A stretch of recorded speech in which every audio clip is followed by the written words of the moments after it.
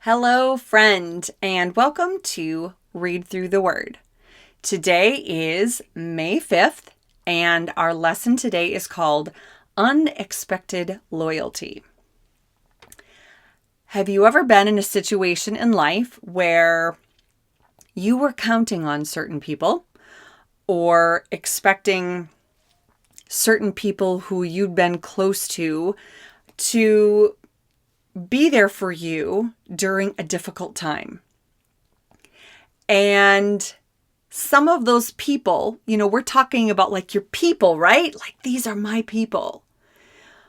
But maybe some of those people aren't there for you during this time when you expected them to be. Maybe they just kind of went silent. Maybe they were unkind to you. Maybe they even blamed you for something. Maybe you felt really misunderstood. And there was great pain because maybe you just kind of realized this person wasn't the friend that you thought they were. It can be really painful. Well, in our reading today, David, who is near the end of his life and near the end of his kingship, he is going to find out who is loyal to him to the end and who is not. And maybe it was unexpected to him. Maybe it wasn't. We don't know the dynamics between him and some of these people at that time. But we do know that there were people who were not loyal to David in the end. First, we see in 1 Chronicles 29 that David is continuing to address this assembly. He is talking about Solomon succeeding him as king and the work that Solomon's going to do on the temple. And it's officials, it's commanders, and David is telling them, I've even put things from my own personal treasury into this project. And he's encouraging them to consecrate themselves to the Lord and to be a part of this too. And the people willingly give. And they rejoice because there's such generosity.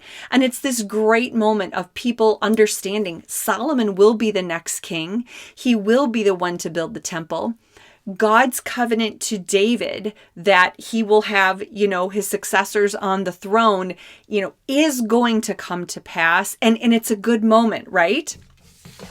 And David says something here really interesting. In 1 Chronicles 29, 16 through 18, he says, Lord our God, all this abundance that we have provided for building you a temple for your holy name comes from your hand, and all of it belongs to you. I know, my God, that you test the heart and are pleased with integrity. All these things I have given willingly and with honest intent. And now I have seen with joy how willingly your people who are here have given to you. Lord, the God of our fathers, Abraham, Isaac, and Israel, keep these desires and thoughts in the hearts of your people forever, and keep their hearts loyal to you.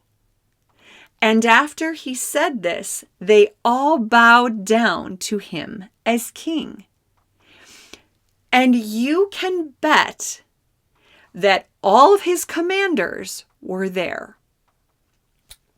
The next part was a little confusing to me at first because I thought, okay, Solomon is officially king, right?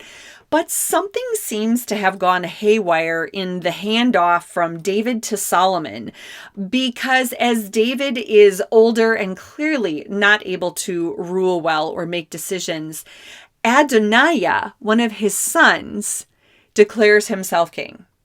And David doesn't even know it.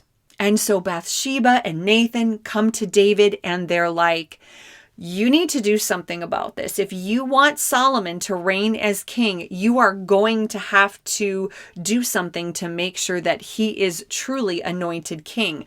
I don't know why it didn't happen earlier. I'm not sure if Adoniah was just trying to steal it, if I'm not sure, but it does seem like there was something amiss in the way things were supposed to work, succeeding from David to Solomon. So David does this. He gives the command for Solomon to ride on his donkey. Remember, donkey, sign of kingship. And we have Adoniah, who has put together this sacrifice and invited a bunch of people. And some people he didn't invite, right?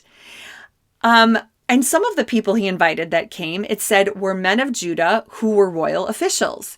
Now, we just read that David addressed a group full, an assembly full of officials of Israel. And these people were all like, oh, yes, here, we'll help give to the temple. We're bowing down to David. We're loyal.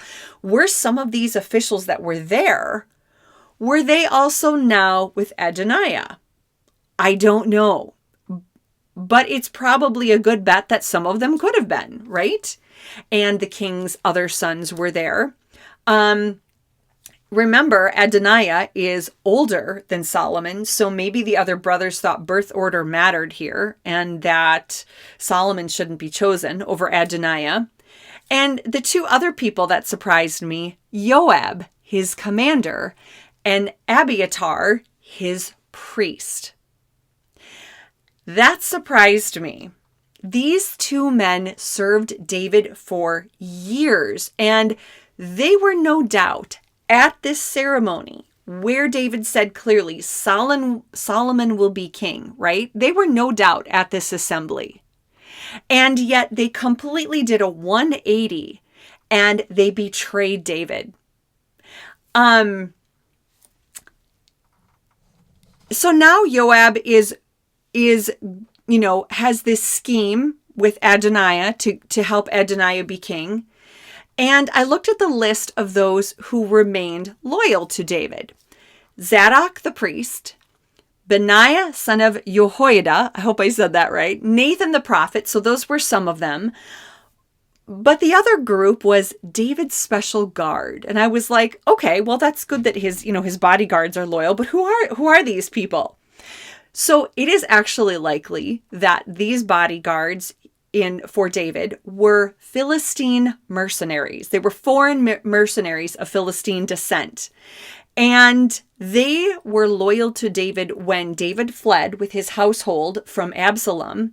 These, they were called the Pelatites and the Karatites, okay, in other verses. And these men were loyal to David when he fled from Absalom. They were loyal to him when Adoniah tried to take over, and they remained loyal to Solomon too. These bodyguards were 100% faithful to David every step of the way, and they were not even Israelites. And Joab, an Israelite commander, first in command, who should have been the most loyal to David, he ended up betraying him. It really hurts to experience betrayal, to grieve a relationship, someone you thought would be there for you but ends up hurting you. It's incredibly painful, especially in a time of wounding too. Sometimes we might be wounded by something and the person who we thought would be there for us is not, and it further adds to that wound, right? I have experienced this, and it's just such a painfully bitter time to feel like you're looking for support from someone whom you love and care about, and instead you receive betrayal. It's a really bitter pill to swallow. I wonder if you've experienced this too.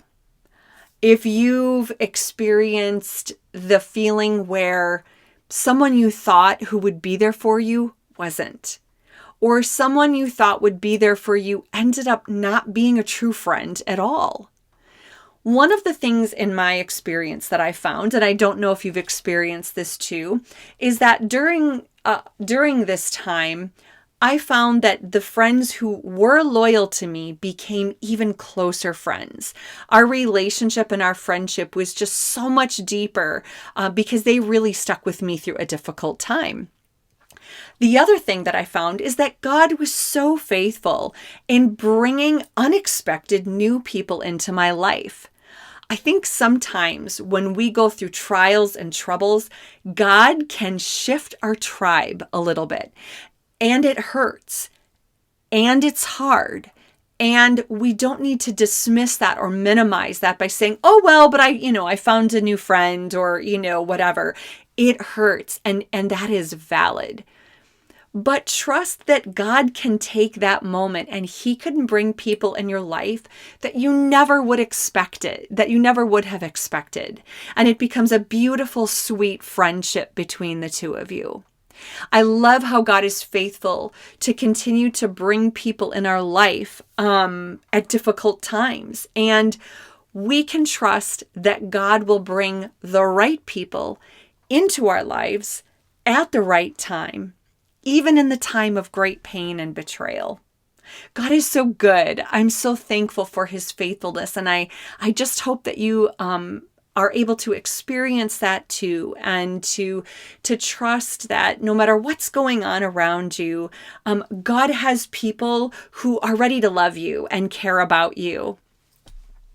It was great to be with you here today, friends, and I will see you next time on Read Through the Word.